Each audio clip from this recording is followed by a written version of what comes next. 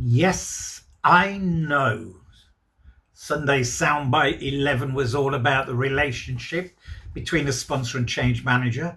But one thing it didn't cover was what exactly a sponsor's roles and responsibilities are during the life cycle of a project. So, to rectify that, here are some details for you. First of all, I think it's worthwhile determining exactly what a project life cycle consists of. Not that you don't know already, but hey, you know me. So it's a few phases. It's about initiation, planning, execution, performance, and closing. At a high level, during those stages, the sponsor, has these roles and responsibilities. During initiation, they appoint a project manager and a change manager if they've got enough budget, okay? And they define the project scope. During planning, they observe and monitor project progress and team dynamics. Then, during execution, they establish healthy boundaries with the project manager and change manager and support them where the support is needed. During the performance phase, they regularly evaluate project progress, identify and solve issues and any blockages that may arise so they can get rid of them. And then at closing, they ensure a successful project handoff, participate in lessons learned, and celebrate success. If you can tell me if you can define what success is for me, I'd be grateful.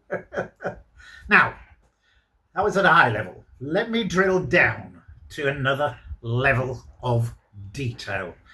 During the initiation phase, they will secure budget and resources, communicate the vision and business rationale, and identify and engage key stakeholders.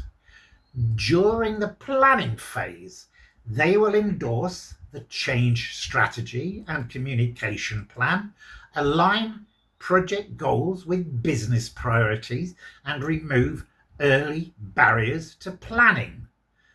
During the execution phase, they should actively role model commitment to the change, provide visible and regular sponsorship presence, and reinforce change messages with leadership peers.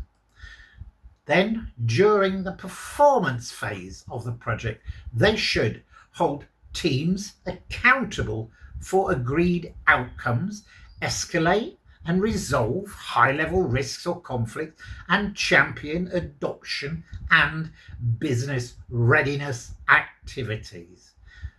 And finally, during the closing phase, they will validate benefits realization, if any have been achieved, because they normally only get achieved post go live, against the objectives, okay? Recognize and thank teams and individuals for their help and input, and then reinforce the change as the new normal, or, for want of a better phrase, business as usual. Now, it's quite a short one, this one, but just before I finish, I think I'll give you some interesting results of a survey that was done about sponsors.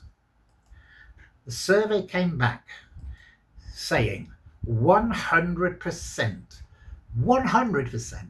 of organizations encountered instances where poor sponsorship hindered the progress of a transformation or change project, even though 98% of participant organizations considered project sponsorship in the success criteria of a transformation or change project. Another bit of the survey was 50% of respondents had experienced low engagement and necessary and relevant support from sponsors in their organisation. And 33% didn't even know how to choose the right sponsor or what criteria to apply. Bloody hell, you couldn't make that up, could you? So, all the evidence points to the fact that sponsorship is one of the key elements that determines change success. But unfortunately, you get a complete mix of different people being appointed as a sponsor who don't necessarily have the right wherewithal, the right understanding, the right skill set, etc., to actually do the job properly. And therein lies the problem.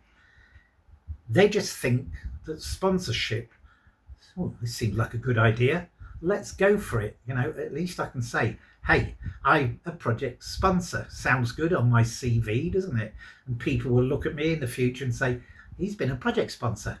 Now, whether you do that job well or not is how you specifically approach it.